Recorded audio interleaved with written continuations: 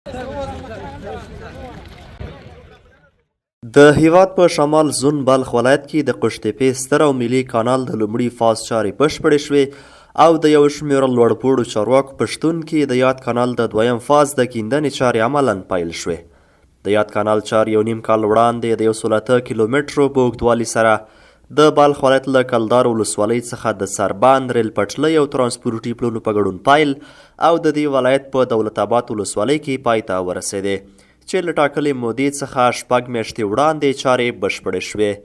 د قشتېپې کانال د لومړي فاز د پرانستې او د دویم فاز د کاري چارو د پیل په مراسمو کې د رئیس الوزرا اقتصادي مرستیال ملا عبدالغني برادر اخون په مشرۍ ګڼ شمېر لوړپوړي چارواکي او وزیران بلخ ولایت ته په سفر راغلي وو.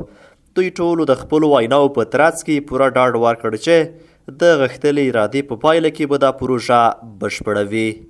دا پروژه خو الحمدلله د افغانانو له لوري ډیزاین کیږي او تطبیق کیږي او ټول تمویل یې له کورنۍ بودیجې او عوایدو څخه کیږي.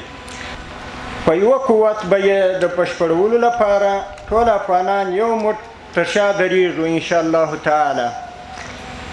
زه یقینا د خپلو ټولو مشرانو څخه دا هیله کوم لکه څنګه چې تر اوسه پورې زموږ سره مله واست، موږ پشتباني مو په دې پروژه کې کړې ده، نو په نورو پروژو کوم باید تاسو زموږ ملاتړ وسئ. فاز اول کانال قشتېپه تکمیل شد.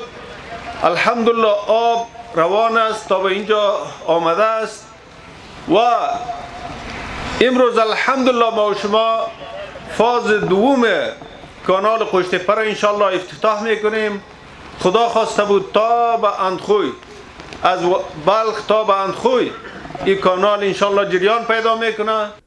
په ورته وخت کې د ملي پراختیا شرکت مسؤلین وایي چې په تیر یو نیم کال کې د 2 ترانزیټي پلونو په شمول د قشتېپې ستر کانال 108 کیلومتره چارې پای ته ورسېدې او له ټاکلې مودې 6 میاشتې وړاندې کارونه بشپړه شول.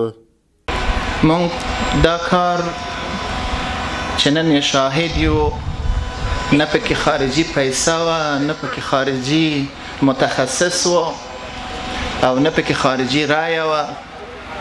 یوه مستقله افغاني پروژه ده چې نن الحمدلله ټول هیوادوال د دې شاهد دی چې دا عظیمه پروژه اول فاز 6 میاشتې مخکې د خپل د میاد نه خلاص شوی.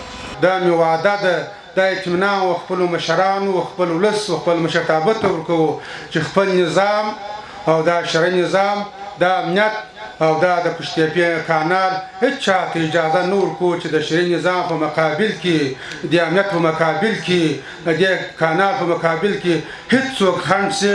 موږ دې ته اطمینان ورکوو چې هره کمې هغه که احسانتیا وي، که مشکلات دي، که امنیت دي، موږ ټول ته دا اطمینان ورکوو. موږ به انشاءالله دې ته ژمن یو. موږ به کله څنګه چې 20 کاله قرباني ورکړې ده دې پسه به هم قرباني ورکوو. بل لور ته د ملي دفاع وزارت سرپرست وزیر ملا محمد یعقوب مجاهد د قشتېپې کانال اړوند د ملي پراختیا شرکت مسؤلینو ته ډاډ ورکړ چې د امنیت په برخه کې به پوره همکاري کوي. وایي افغانستان په آمو سیند کې شرعي حق لري او خپلې اوبه به ترې راګرځوي. د ملي دفاع وزیر زیاتوي که څوک د قشتېپې کانال د مخنیوي په چارو کې مداخله وکړي ښې پایلې به ونه لري. موږ محترم له برادر اخون او عطاش صاحب ته کامل اطمینان ورکوو چې د امنیت په برخه کې د دې پروژې د ښه تطبیق په برخه کې موږ ستاسو په خدمت کې یو، ستاسو راسته لاس یو او انشاءالله د هیواد په آبادی کې به موږ د خپلو ملګرو او د خپلو مشرانو تر څنګ ولاړ یو او په هیڅ قیمت به پرې نږدو چې هغه شوم اهداف د دشمن چې دي، هغه خراب لاسونه او لړلي لاسونه د دې پروژې یا د نورو داسې پروژو د مخنیوي لپاره راوږده سي، بلکې هغه لاسونه به همهالته قطع کوو. د موږ د بیا رغونې پروژې چې کوم دي، کوم خپل حقوق چې کوم دي، تر ډیره وخته پورې خلک په نامشروعه طریقه باندې په ناروا طریقه باندې استفاده ورنه کوله موږ د بل چا په حقوق باندې متجاوزین نه یو چا سره زیاتی نه کوي د خپل حقوق د حفاظت لپاره د خپل ولس بیا د آبادولو لپاره چې نن په کوم هوډ باندې اسلامي امارت دلته د جناب ملا برادر اخوندصاحب په اخلاص باندې ټوله کابینه دلته تاسو په مخکې د دویم پړاو د پشتپې د کانال د شروع کولو لپاره په خوشحالۍ کې موږ دلته تاسو ته راغللو تاسو دا ومنئ چې موږ د افغانستان په آبادولو کې ټول متحد یو. په همدې حال د بهرنی چارو وزارت سیاسي مرستیال شیر محمد عباس ستانکزي شمال زون کې ټولو ګاونډي هیوادونو ته ډاډ ورکړ چې د افغانستان له لوري به دوی ته هیڅ ډول امنیتي او اقتصادي ګواښ پیښ نه شي. نوموړی وایي د قوشتېپې کانال جوړېدل د هیڅ هیواد په افغانستان باندې نه لورېږي او نړۍ ورته ګوته په غاښ ده.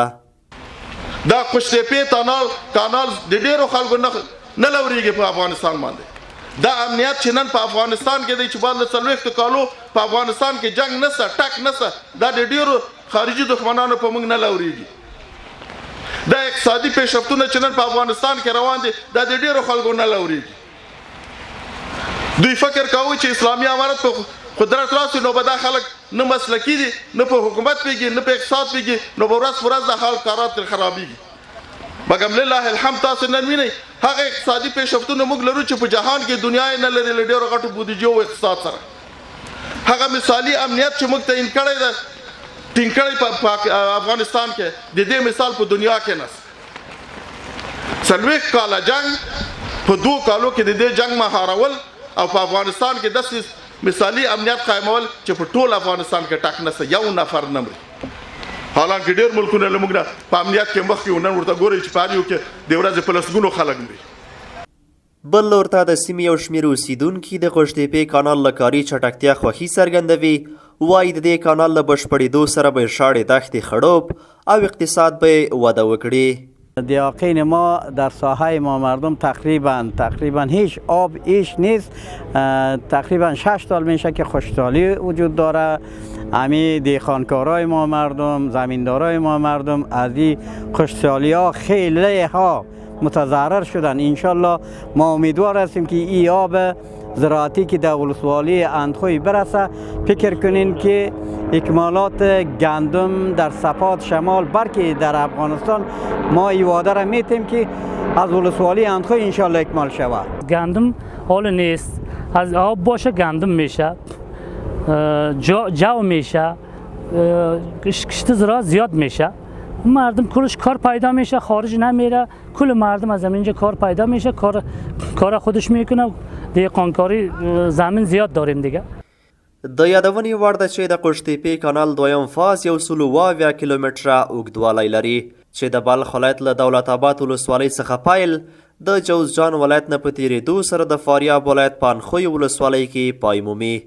یاد کانال 3 مرحلې لري چې لومړی فاز 108 کیلومتره او دویم فاز 122 کیلومتره دی چې ټول ټال 215 کیلومتره کیږي او دریمه مرحله بیا د کانال په اوږدو کې پرتو ځمکو ته د فرعي کانالونو جلا کول دي. احمد الله ستانکزی، نوی افغانستان، بلخ، د قوشتېپې کانال.